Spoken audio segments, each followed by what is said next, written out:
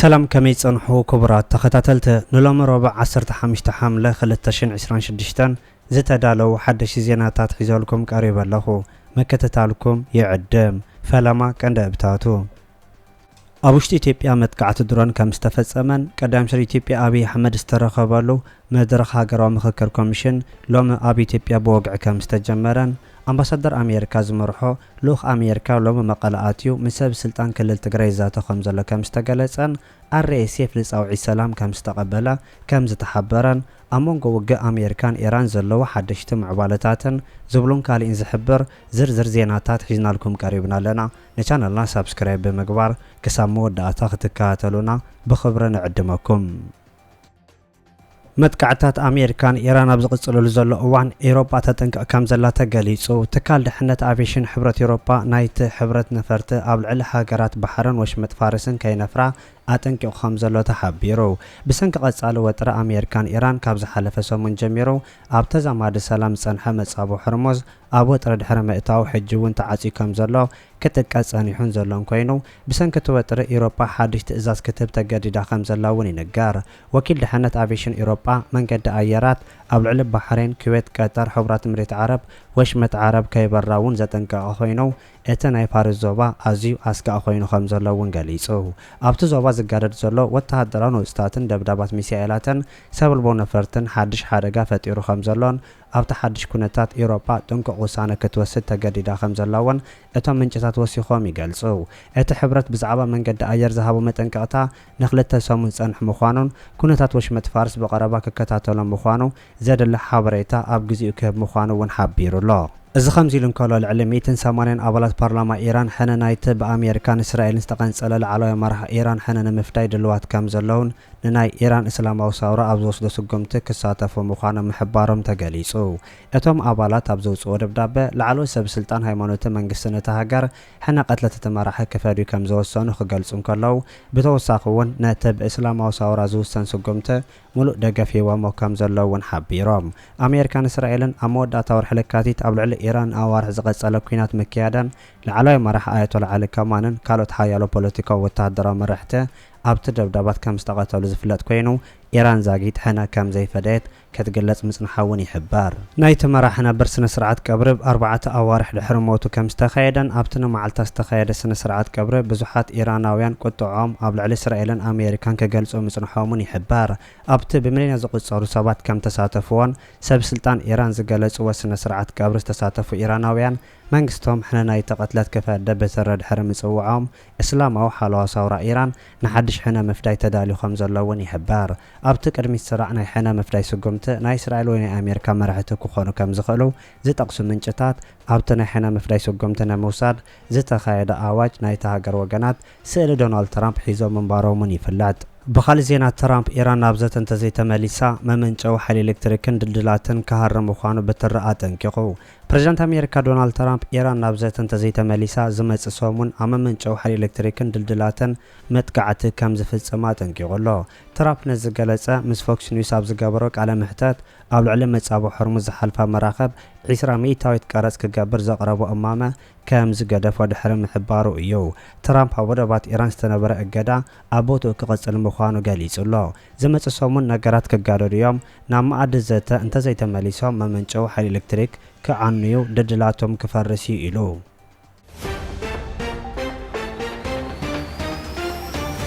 حالتات RSF نت بالعلوي أما خارب بصحفة بريزيدنت أمريكا أب قدات عربن أفريقان ماسود بولس زقرب أمام السلام كم استقبلوا وتقليصو حالتات RSF نت بالعلوي أما خارب بصحفة بريزيدنت أمريكا أب قدات عربن أفريقان ماسود بولس زقرب أمام السلام ملس كم زهابون نتناي سلام أمامه كم استقبلوا انت خنجن أبت أمامه كان ما كنت كم زقمت وانت حبيرو اتون أسوة تهدرا قجلة أبزهابو مجلسي أمريكا لعلى 3 عامات صنها جتنا مقراص تقصدو موبايل بمنغونينت كسر حبت فتنو لزلوان كاب جلا بوتاتات كوص كم زحاتتو كنغارن كالو تقصناي مقراص حساب كم زقبالو غليصلو بحلاف سرايت عبد الفتاح البرهان زمرح بايتو صتا مكلخال سودانون بوغانو ملس كم زهابز فلات كوينو اتناي سلام امامه صقم كم زيبلو مغلاصو يحبار حركه مرحتا الرئيسيف لناي سودان تريبون ابزهابو مغلصي اتغجله زقربو امامه مسناي صتا ጉዳያት ዳግም ምውዳብ ትካላት መንግስቲ መሰጋገሪ ፍትሒ ከምኡውን ናብ መሰጋገሪ መንግስቲ ዝመርሕ ፖለቲካዊ ዘተ ዝተኣሳሰሩ ዝተፈላለዩ ጠለባት ዘለዎም ምዃኑ እውን ኣነፂሩ እቲ ኣማኻሪ ኣሜሪካ ኣብ ጉዳያት ኣፍሪካን ዓረብን ዝኾነ ቦሉስ ነቲ ዝካየድ ዘሎ ዘተን ብዝምልከት ጸብጻብ ክህብ እንከሎ እቶም ወገናት ዘተስፉ መልሲ ከም ዝሃቡ ዘቕረብዎ ቅድመ ኩነት ኣብ ግምት ዘእቱ ምዃኑ እውን ገሊጹሎ እቲ ኣብ ሱዳን ለውጢ ከምጽእ ተስፋ ተነይብሩሉ ዘሎ በዓል መዚ ኣብ ሱዳን ዘሎ ኩነታት ዝኸፍአ መልክዑ ኣብ ሚድያታት ይቐርብ ከም ዘሎ ዝገለጸ ኮይኑ ብዛዕባ ትሒዝዎ ዘሎ ናይ ሰላም እማመ መልኪቱ እውን ብዛዕባ ምውፃእ ሰራዊት RSF ካብ ዝሓዞ ቦታታት ዝምልከት ሓደ ካብቲ ነጥብታት ከይተፈትሐ ተሪፉ ከም ዘሎ እውን ሓቢሩ እዚ ከምዚ ኢሉ እንከሎ ኣብ ውሽጢ ኢትዮጵያ ብሰራዊት ሱዳን ክኸውን ከም ዝኽእል ዝተገለጸ መጥቃዕቲ ድሮን ከም ዝተፈጸመ ተገሊጹሎ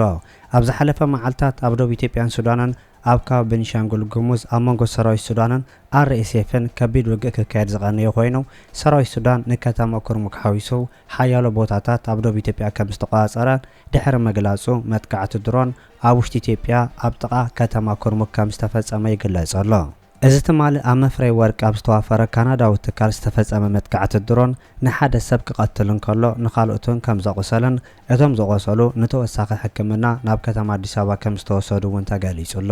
ብዛዕባ እዚ መጥቃዕቲ ብወገን መንግስቲ ኢትዮጵያ ይኹን ሰራዊት ሱዳን ክሳብ ሕጂ ዝተባሃለ ነገር የለን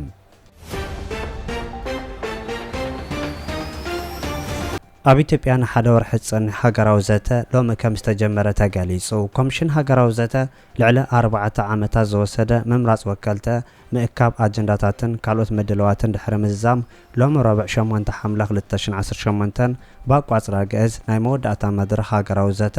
ጀሚሩ ከም ዘሎ ተገሊጹ ኣብ ኣዲስ ኣበባ ኣብ ዝርከብ ኣዲስ ኮንፈረንስ ሴንተር ኣብ ዝካየድ ዘሎ ጉባኤ ካብ ዝተፈላለዩ ክልላት ወረዳታት ካብ ፌደራል መንግስቲ ከምኡውን ኣብ ወጻኢ ሃገራት ኣብ ዝነብሩ ኢትዮጵያን ዝተዋጹ ልዕሊ 4000 ሰባት ይሳተፉ ከም ዘለው ተገሊጹ ሎሚ ዝጅመር ጉባኤ ካብ 30 ክሳብ 35 መዓልታት ክወስድ ከም ዝኽእል ዋና ኮሚሽነር ሃገራዊ ዘተ ፕሮፌሰር መስፍን ኣርኣያ ንቢቢሲ ገሊጹ እቶም ንሓደ ወርሒ ኣብ ሓደ ቦታ ዝጸንሑ ተሳተፍተ እቲ ኮሚሽን ኣብ መፋርቕ ስነ ወግዓዊ ዝገብሮም 8 ቀንዲ ኣጀንዳታት ክዝትዩ ከም ዝኾነ እውን ተገሊጹ እዚ ሎሚ ቀዳማይ ሚኒስትር ኢትዮጵያ ኣብይ ኣሕመድ ኣብ ዝተረኸበሉ መርሃ ግብሪ ምጅማር ሃገራዊ ጉባኤ ዘተ ሎሚ መዓልቲ ብወግዒ ኣብ ዝተጀመረሉ ፊልድ ማርሻል ብርሃኑ ጁላን ካልኦት ላዕሎዎት ሰበስልጣን መንግስቲ ኢትዮጵያ ከም ዝተረኸቡ እውን ተገሊጹሎ እዚ ታሪኻዊ መድረኽ ኢትዮጵያ ኣብ መንጎ ህዝባ ብዝፍጠር ዘሎ መረድዳእን ሓባራዊ ብሄራውያታ ንኽትሃንጽ ዘኽእል ወሳንን ታሪኻውን ከይዲ ህንጸት ሃገር ከም ዝኾነ ቀዳማይ ሚኒስትር ኢትዮጵያ ኣብይ ኣሕመድ ኣብቲ ዝሃቦ መግለጺ ተዛሪቡሎ ጎኒ ጎኒ ዝተጀመረ መርሃ ግብሪ ቀዳማይ ሚኒስትር ኢትዮጵያ ኣብይ ኣሕመድን ላዕሎዎት ሓለፍቲ ስራሕ መንግስቲ ምስ ኣመራርሓ ኮሚሽን ሃገራዊ ዘተ ኢትዮጵያ ብምዃን ጉዕዞ 4 ዓመት ኮሚሽን ሃገራዊ ዘተ ዘርአ ኤግዚቢሽን ከም ዝቐረበ እውን ተሓቢሩ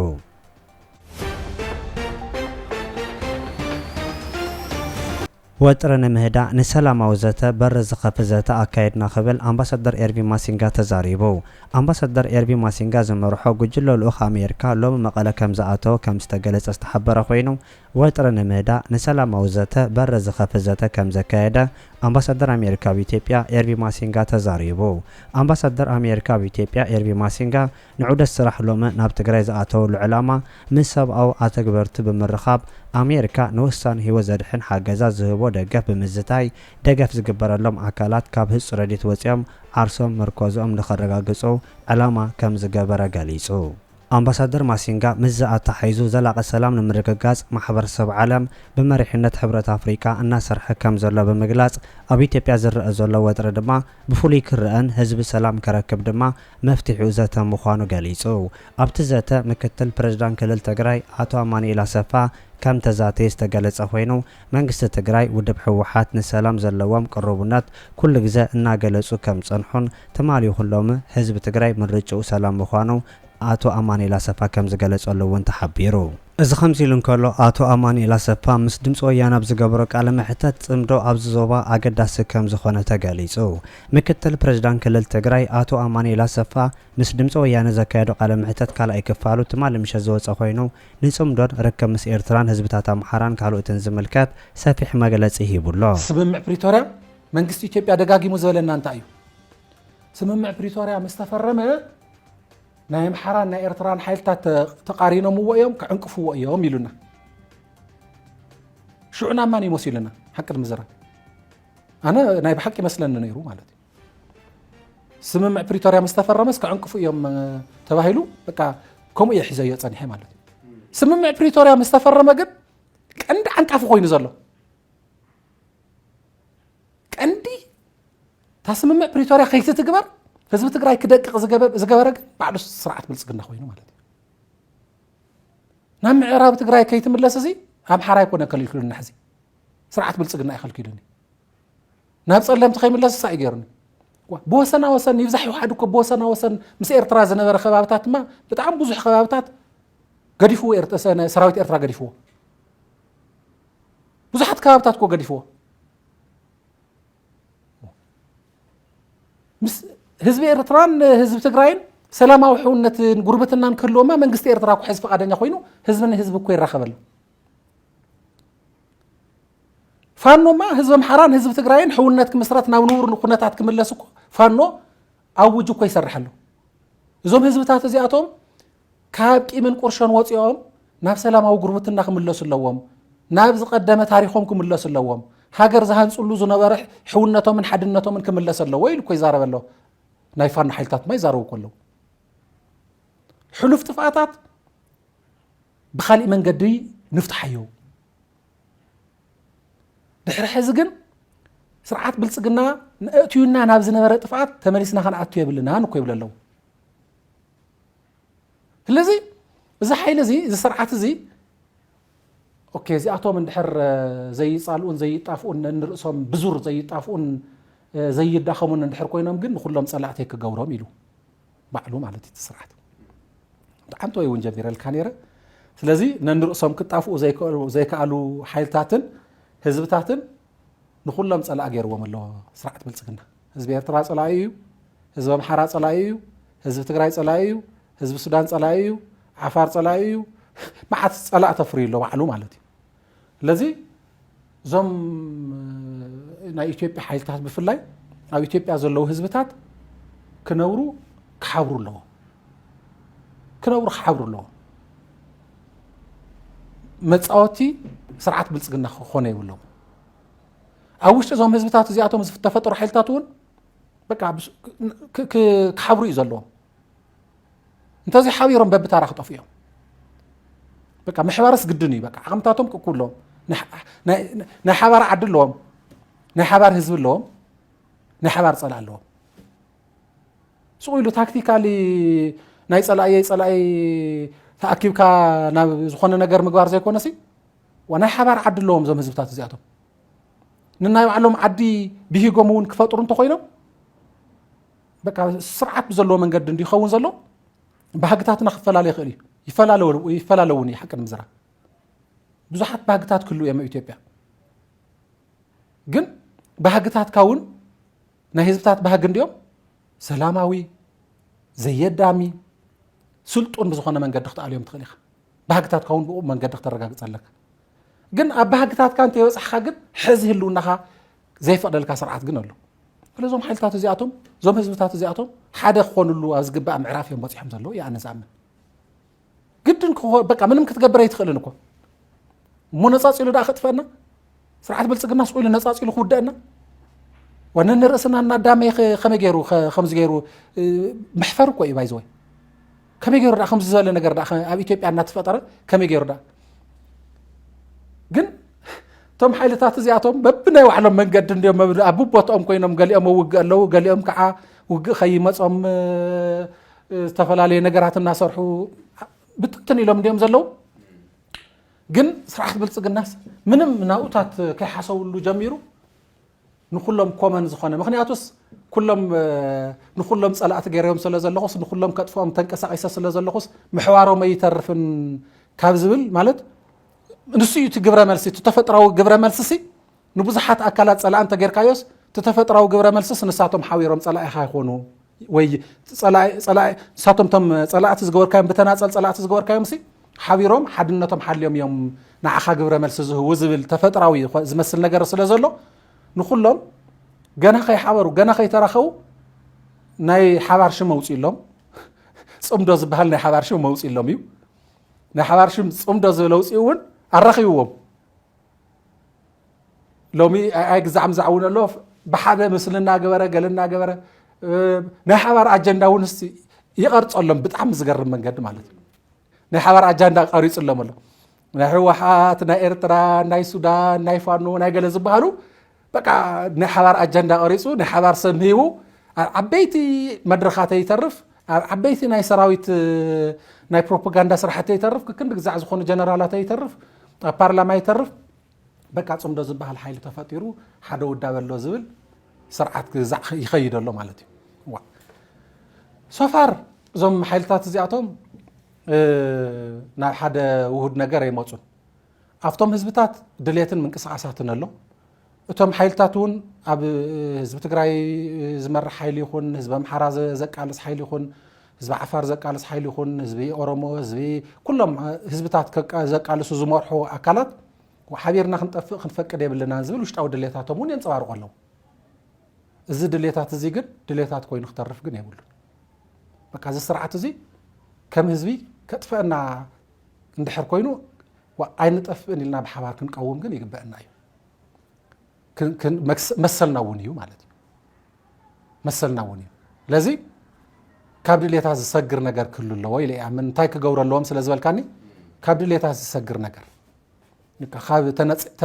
ተነፃፂልና ክንጠፍእ ስለ ዘይብልና እንነብር ኣለና ብፍላይ ጎረባብቲ ዝኾንና ህዝብታት ከዓ በቃ ምንም በበይንትና ክንኮን ከለና ከመይ ከም ንጠፍእ ክንሓብር ተለና ከመይ ከም እንህሉ ብዝገርም መንገዲ ዘረጋገጽና ኢና ኣብ ዕድመና ማለት እዩ ስኢሉ ታሪክ ኣይኮነን ስኢሉ ሊትሬቸር ኣይኮነን ህዝቢ ትግራይን ህዝቢ ኣምሓራን ሓቢሮም ተቃለስቲ ሓይልታት እንትፈጥሩ እንተለው ከመይ ዝበለ ዓርሞሸሽ ዓቕምታት ፈጢሮም ከመይ ዝበለ ዓዲ ከም ዝሃንፁ ኣርእዮም ህዝብታት ኤርትራን ህዝብታት ትግራይን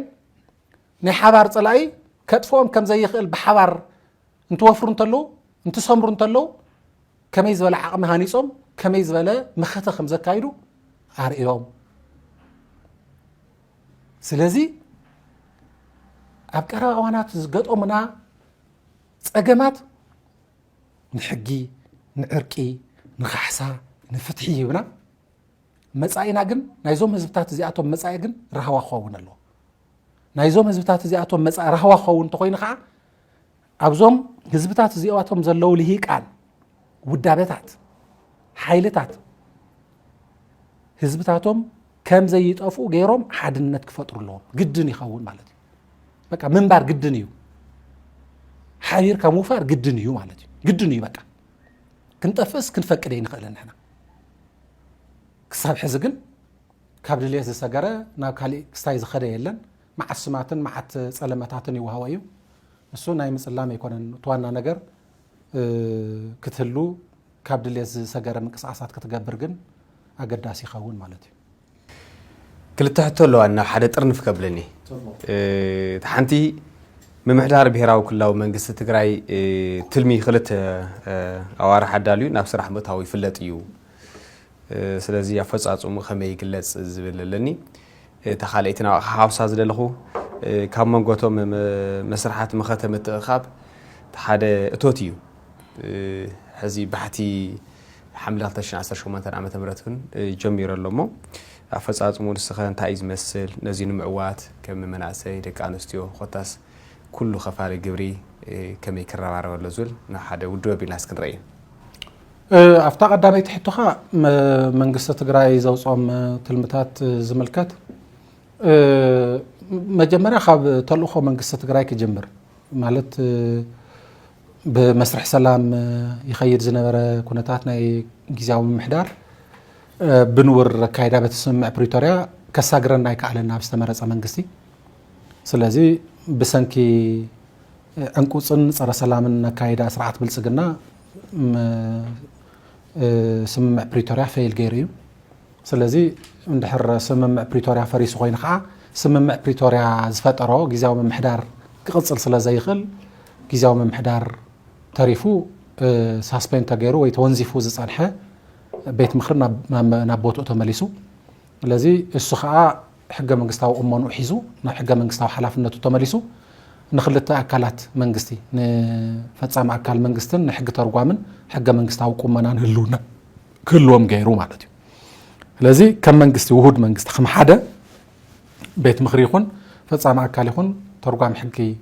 በጠቅላላ መንግስት ትግራይ ሕዚ ተሰኮመሉ እንታይ እዩ መሰረታዊ ነገር ኣብዚ ዋን እዚ ቀንዲ በቃ ቁጥር 1 ናይዝ መንግስት ተልእኾ ህልውና ድሕንነት ልኡላውነትን መሰል ዓርሰ ውሳነን ህዝብ ትግራይ መረጋጋጽ በቃ እዚኣ እታ ተልእኾ ለዚ ኩሉ ኣብ ትሕቲ እዚ ይዛቲ ኩሎም ስራሕቲ ኣብ ትሕቲ እዚኦም ዝኣቱ ማሕበራዊ ኢኮኖሚ ይኹን ናይ ጸጥታ ስራሕቲ ይኹን ናይ መኸተ ስራሕቲ ይኹን ኩሉ ዓይነት እቲ መንግስቲ ብዝተፈላለዩ መሓውሩ ዝፍጽሞም ተግባራት ኣብዚ ቁልፍ ተልእኾ እዚ ቁልፍ ተልእኾ እዚ ንምዕዋት እዮም ዝስርሑ ማለት እዩ ስለዚ እቲ መንግስቲ ናብ መረበቱ ናፍታ ንውር ሕገ መንግስታዊ ስርሑ ምልስ ምስ በለ ናይ 2 ወርሒ መደባት ዝበልካየን ሕገ መንግስታዊ ቁመናኻ ናብ ምፍጣርን ንብሔራዊ መኸትኻ መደላደል ዝኾና ጉዳያትን ናብ ምፍጻም ይኣትዩ ንሳተን ኣብ ውሽጢ 2 ወርሒ ብክሪክሪነስ ክውድአን ማለት እዩ ለሳተን ንምንታይ ትኹረት ዝገብራ አንቶይ ከምቲ ዝበልካዮ ናይ መኸተ መደላደል ዝኾነ ናይ ብሔራዊ መኸተና መደላደል ዝኾኑ ናይ ሕግታት ናይ ኣሰራርሓታት ናይ ግዛዕ ዝመሳሰሉ ጉዳያት ሓደ ኣሎ መኸተ ብሔራዊ መኸተ ካልኣይ ነዚ እንቅፋታት ዝኾኑ ህዝቢ ትግራይ ዘሳቀዩ ናይ ብልሹ ኣሰራርሓ ናይ ግዕዚና ቀለምታት ናይ ሰናይ መምሕዳር ጉዳያት ኣለዉ ኣብ ከተማ ኣብ ገጠር ኣብ መሬት ኣብ ግዛዕ ኣብ ኢንቨስትመንት ኣብ ኩሉ ዘሎ እዚኣቶም እውን ብሓደ ለይቲ ክፍትሑ ይኽእሉን ዘጠራቐምናዮም ፀገማት እዮም ቅድሚ ኩናት እውን እዩ ሓደ ብዛሕ ዝነበረ ፀገማት እዩ ብፍላይ ካብ ኩናትን ኣብ ስምምዕ ፕሪቶሪያን ከዓ በቃ ዋና ዘይብሉ ኩነታት ተፈጢሩ ብዙሕ ነገር ሕውሱስ ኢሉ ተበላሽ እዩ ስለዚ ኩሎም ዋላ ክነድርቆም ይንኽእል እዚኣቶም እውን ኣፍቶም ቀንዲ ትኩረታት ኣፍቶም ቀንዲ ፀገማት ተድሂብና እዚኣቶም እውን ክንሰርሕ ካልኣይ ከዓ ሳልሳይ ነገር ዓርሰ ምርኮሳ ማእኸል ጌርና ክንሰርሕ ኣብ ማሕበራዊ ኢኮኖሚ ዓርሰ ምርኮሳ ምክንያቱ ኣብ ክባን ዕፅዋን ዘሎ ህዝቢ እዩ በጀት ዝተኸልከለ ነዳዲ ዝተኸልከለ መድሓኒት ዝተኸልከለ ኩሉ ነገር ዝተኸልከለ ህዝቢ እዩ ፋይናንስ ዝተኸልከለ ህዝቢ እዩ ስለዚ ዓርሰ ምርኮሳ ናይ ሕርሻስ ይኹን ናይ ከተማስ ይኹን ናይ ንግድስ ይኹን ናይ መፍረይት ይኹን ናይ ኢንዱስትሪ ይኹን ናይ ገለት ይኹን ትግራይ በቃ ተዋሓድ ትብዛሕ ባዕላ ንምኽኣል ዘኽእላ ነገራት ትኹረት ክግበራ ዘግበር እዩ ስለዚ ኣብ ከምዚ ዝበለ ጉዕዞ ኢና ዘለና ሓደ ወርሒ ገይሩሎ እቲ ፕላን ወፂኡ በብደረጃኡ እና ገምገምናዮ ኢና ንኸ ዘለና ስለዚ ገና ናብ ዓብይ ነገር ከይሰገረ እዚ ተፈፂሙ ዘይተፈፀመ ናብ ዝልከ ተታሕዛ ግን ጽቡቕ እዩ ተታሕዛ በሚዳታት እውን ትከታተልዎ ኢኹም ተታሕዛ ጽቡቕ እዩ ሕግን ስርዓትን ናብ ቦትኡ ንምምላስ ናይ ጸጥታ ናይ ሕጊ ናይ ግዛዕ ኣካላት መደባት ተውፅኦም ብሓደ ወፊሮም ስራሕቲ ምዕማም ጀሚሮም ኣለዉ ኣብ ከተማታት እውን ትሪኦ ስርዓት ናይ ምትሓዝ ናይ ቤተ መዘጋጃ ናይ ገለታት ከምኡ ተጀሚሩ ኣሎ ናይ ሕርሻ እውን ተፈጥራዊ ዝኾነ ነገር ኣሎ ድርቂ ናይ ኤሊኖ ገለታት ፀገማት ኣሎ ግን እቲ ሕርሻ እቲ ሓረስታይ ነዚ ተገንዚቡ ዓርሰ ምርኮስኡ ንምርጋፅ ዘኽእሎ መደባት ወፅኦምሉ ተንስተረኸባ እታወታት ሕርሻ እውን ምንም የለን ግን እታ ዝተረኸበት ክረክብ ተገይሩ ፃዕርታት ይግበር ኣሎ ስለዚ ተታሕዛ ናይቶም መደባት ጽቡቕ እዩ ዘሎ ዝብል እምነት ኣለና ስለዚ ጉዳይ ተመዛበልቲ ናይ መኸተ ጉዳይ እዩ ስቆይ ጉዳይ ሳማ ተቆልፍ ነገር ንሳያታ መፍጻምኩ እዚአን ኩለን ተጠሚረን ኢለካ እኮ ተህልውና ድሕንነት ልኡላውነትን መሰል ዓርሰ ውሳነ እዚአን እየን እኮ ዝዓማ ለዚ ልኡላውነትና መሰል ዓርሰ ውሳነና ገለታት ከዓ ነዚ ዝተሰከመ ሓይል እውን ኣሎ ተዓንተወይ ብሰፊሕና ተዘላለብና ዝነበርና ክትዳሎ ለካ ከም ዝተረሳዕ هو ክትዳሎ ኣውኢና ውዒልና እኮ ሰራዊትና ክጥንክር ኣለዎ እንታይ ማለት እዩ ሰራዊት እኮ ካሊእ ዕላማ ይውልን ካሊእ ፀላእ እኮ ይውልን ካሊእ ነገር እኮ ይውልን ህልውናን ድሕንነትን መሰል ዓርሰ ውሳነ ናይ ልኡላውነትን ናይ መረጋጋፅ ጉዳይ እኮ እዩ ስለዚ ነዚ ንምግባር ከዓ በይኑ ዝወፍረ ኣይኮነን ኢኮኖሚ ክህልው ኣለዎ እዚ ንምግባር ከዓ ኣብ ድሕሪቱ ናይ ሰናይ ምሕዳር ጉዳያት ክህልዎ ህዝቢ ግዕዚና ዝፅየፈ ኣካይዳ ክህልወልና ኣሎ እዚታት እዚ ኩሉ ከም ሓደ ፓኬጅ እዩ ዝረአ ማለት እዩ ስለዚ እዚ ኢለና ምዚኣ ደሪብካ ዘምፃኻያ እታ ናይ እቶት ጉዳያ እዚኣ እውን ብመንፅር ተህልውና ኢና ንሪኣ ማለት እዩ ህልውናና ድሕንነትና ንምርጋፅ ንገብሮ ጉዕዞ ርእሰ ምርኮሳ የድልየና ካሊእ ክሕግዘናን ክድግፈናን ዝኽእል ክንፅበይ ንኽእልን ተንፅበውን ክንረክበይ ንኽእልን ስለዚ እንደምንም ኢልና ኣብ ትግራይ ካብቱ ዝደኸመ ናይ ኢኮኖሚክ ትራንዛክሽን ብጣዕሚ ዝሞተ ዝተኸልከለ ብጎረርኡ ዝተተሓዘና ኢኮኖሚክ ምንቅስቃስ እንዲ ዘሎ ካብዚኣ ንእሽተይ ተነጋዳይ ስለ ዘተረፈ ኣይኮነን ካብታ ንእሽተይ ዝሰርሓ ተማቒሉ ህዝቡ ከድሕን ዓዱ ከድሕን ዝገብር ምንቅስቃስ ኣሎ ስለዚ ተፈጻጽሙ ዝምልከት ምስቶም እቶት ዝሐሸ ሓበሬታ ክህቡ ይኽእሉ እዮም ዝብል እምነት ኣለኒ እዚ ግን ኣተሓዝኡ ግን ብጣዕሚ ጽቡቕ እዩ ኩላህና ኣብታ ምጅማር ሓምለ ሓደ ናብ ዝተፈላለዩ ቦታታት ወፊርና ኢና ኣጀሚርናዮ ምስ ዝተፈላለዩ ናይ ንግዲ ማሕበረሰባት እውን ዝርርባት ንገብር ነርና በቃ ባዕልኩም እውን ዘርኩም ዘረጋገጽኩም ኣሎ ዝተረኸበ ነገር ክንገብር ኢና እዩ ስለ ስራሕና ኣይኮነን ኣብ ልዕሊ ዕዳና ኢና ዘለና እዩ ዝብል ማሕበረሰብ ንግዲ ክደቅቕ ብዙሕ ነገር እዩ ተሰሪሑ ኣብ እዋን ኩናት ቅድሚ ኩናት ዝተዓደዮስ ኣብ እዋን ኩናት ደቂቁስ ነቲ ኣብ እዋን ኩናት ዝደቀቀ ሃፍቱ ኮምፓውንድ ኢንተረስት እንታይ ዝበሃል ኣብቲ ወለድስ ወለድ ተደራራዊ ወለድ ክኸፍል እዩ ዝግደድ ዘሎ ኣብ ከምዚ ዝበለ ኩነታት እዩ ዘሎ ከይንግድ ከይሰርሕ እውን ያው ነዳድ የለ ገለ የለ ባንክ ገንዘብ የለ ልቕሓ ይፍቀድን ብዙሕ ነገር በደላት እዩ ዘሎ እዚ ፍሉጥ እዩ ግን ነዚ ፀገም እዚ ተሰኪምካ ዝገበርካ ጌርካ ዓድኻ ከተድሕን ኮንትሪቢዩት ብምግባር ኢና ንወፃ እምበር ንሳ ማበቂ ኮይኑዋ እያ ጊቭን ኢና ንገብራ ማለት እታ በደል ጊቭን እያ ውህብቲ እያ ከም ውሁብ ገበን ከም ውሁብ በደል ወሲድና እቲ ፀገም ክንፈትሖ ኣለና ዝብል ምንቅስቃስ ግን ኣብቲ ማሕበረሰብ ንግዲ እውን ኣሎ ኣብ ኩሉ ማለት እዩ ኣብ ኩሉ ድሌት ኣሎ እዚ እውን ኣፈፃፅሙ ዝምልከት ግን ምስቶም ነዚ ዘፈፅሙ ኣካላት ዝሐሸ ሓበሬታ ክህልዎም ስለ ዝኽእል ከበላሸዮ ኣለሙ